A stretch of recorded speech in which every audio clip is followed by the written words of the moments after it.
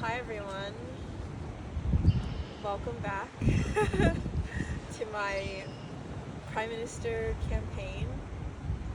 I'd like to talk about my pillars and give you a little bit more information about each of them so that we can ensure that we're all on the same page with the future of this country that we call Canada.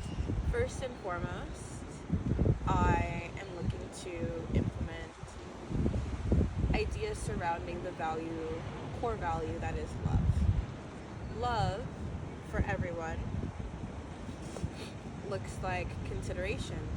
It looks like ensuring that there are third spaces and places for folks to gather, to connect, for more community, and that would be from all age ranges. So that's small kids, babies, preteens and teens, young adults, regular age adults, and elders, of course, too. Long-term care requires more attention being paid to it, and then when folks are going to other places but need their kids to be taken care of or to attend workshops and be amongst other kids their age, it's important to have these places to cater towards them. Love is not limited to these aspects of community because it also involves work. It involves ensuring that we are stable enough to provide that love for ourselves. Other aspects of love that are important to be implemented regarding work, ensuring that the training is there so that folks are able to advance within their workplace or find more job opportunities that require further qualifications. There are a lot of inaccessibility issues relating towards this, where it's not allowing folks who may even be more than qualified to have this sense of stability. So that is something that I'm looking to ensure everyone is able to feel secure and safe and able to take care of their means within. Along with that, education. There are so many aspects of education in which we are being limited, so I feel that there are a lot of ways where we can grow, where we can unlock our full potential, because it seems as though, based off of how things have been lately, sometimes, and this may not be the case everywhere because there are tons of teachers that really do love and care for their students, but in my time and in recent understandings with the school system, it is important for us to revisit the current curriculum that various district school boards are dealing with in order to cater to everyone's specific needs, whether those may be with neurodivergent needs, with higher levels of education for folks who are able to advance at further levels, and different, even more tailored special programs that folks may want to consider that regular school curriculum does not offer at all. Some points about education. Transit, as I was saying,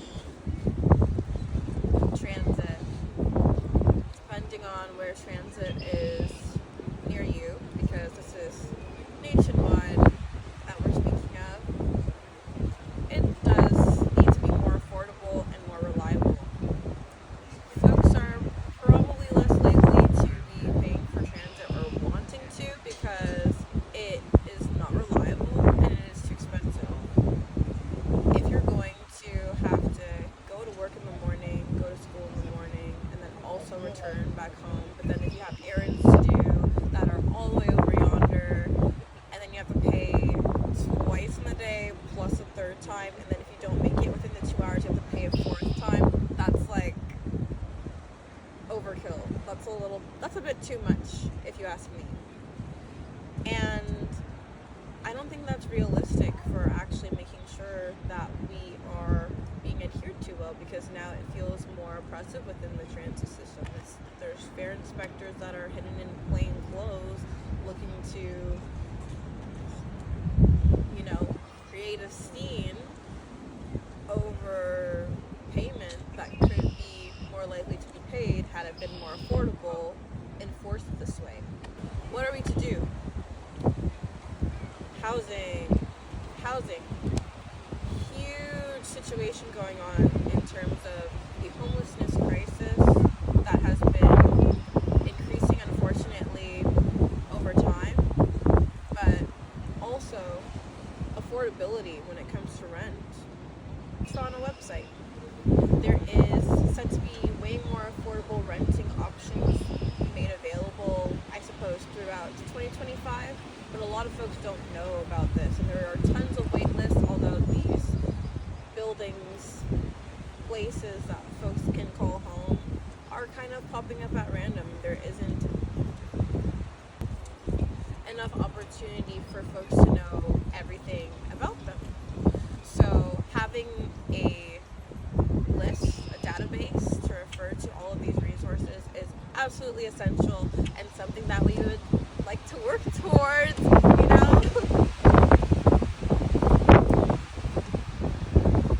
coalition government things.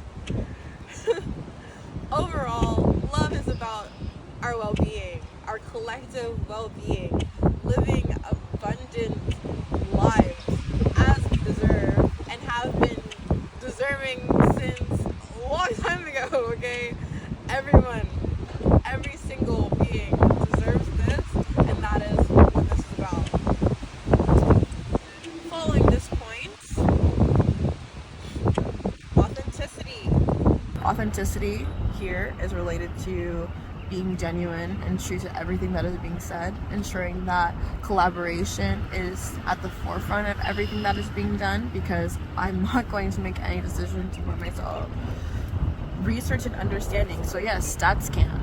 And there are some folks who don't even have opportunity to really be involved with StatsCan. So both referring to that information and then also speaking to people in person, so that it is like a fairer way of getting as much information as possible to actually adhere to everyone's needs.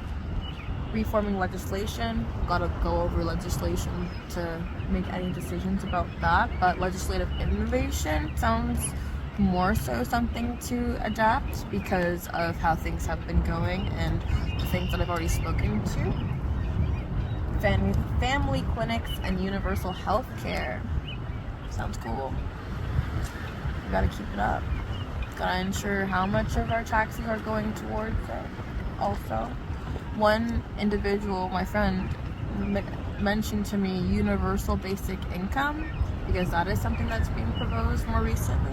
So depending on taxes, I feel that would be something to think of. I feel like there'd still both be taxed.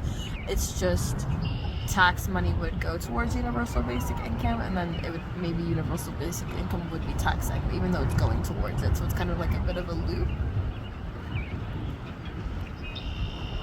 Industrial policy instruments. I don't even know what that means. Levels of work, industries, and capabilities. So yeah, that part is with folks receiving the essential training in order to do work that is that they want to do. And not everyone wants to go to like university or college to do that. So a training program is more than good enough, especially if it's like a 6-month, 8-month, or even 12-month program in order to do so. When they're paid, that's better, but that would of course depend on how it's structured. Agricultural spending care, local health unit expend, cabinet scalability, so that's ensuring everybody knows what they're doing and is doing it well. And if we can grow further beyond that, immigration, US and international. Last but not least, because Javon had taken my authenticity piece for my campaign, but transparency. Transparency in terms of how the government kind of works. It's been governing us our whole lives and beyond that. What does that mean exactly? Taxes. What does where is my tax money going? Because right now I'm a little confused. I don't think I like exactly where it's going.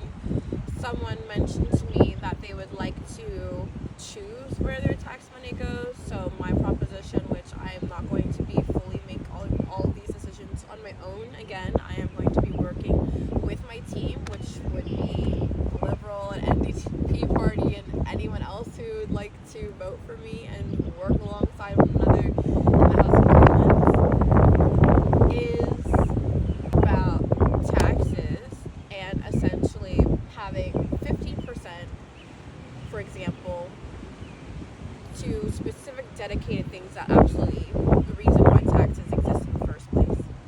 And then the other 50% can be more of a choice. So however which way you would like to invest your taxes into things, then that would be your choosing. So 50% perhaps would be your choice. 50% would be mandatory stuff that literally is why tax money is there in the first place. Transparency. How are we living? What is the progress that's being made? And ensuring that everybody knows and is up to date about all of those things. Yeah, so these are my 3 campaign pillars to focus on. Some things as soon as I get into office, oh my gosh, as soon as I get into office, that I would like to address are food scarcity, the housing crisis, and ensuring that folks have their basic needs. Folks who are currently working and, probably need some extra. I'm going to see with the budget and see if we can give that extra to people. Folks who are retirees as well, that's important because they would absolutely need something a little extra, I would think. It's tough out here. Ensuring that the education system is cool, everyone's being well fed and learning attentively